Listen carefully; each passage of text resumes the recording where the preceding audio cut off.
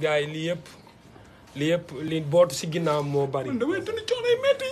ay coono yu garaaw laay dund man bi ma nekkee booy laa commencé jël sama responsabilité am na ñoo xam ne man maa tax ñu bàyyi banditisme man maa leen taxal jabar du ma ko cité gu mel ni Ibra Dieng kooku ab ma nekk xale bu leen dama ko tax bu ñu ko doon jàpp kaso sax dama ko doon wax naan maa yow ñooy ànd dem kaso mais daf koy dóor dóori métti pour ma mën a dem rek mais loolu yëpp dama ko dund fii am lu ma la man bi ma amee 15 ans la sama papa gaañ mais dama dund ay affaire yu bari fii wallaahi am lu ma la man sama gox ma mos a ñor wallaahi man dama mos a bañ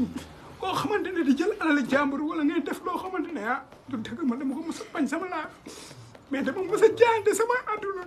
ne di bu dee njàmbaar moo lay rey sax da ngay téye quoi. gars yi mos a gëm la man coow yi ma coow yëpp ay nit ñoo tax may coow. gars yi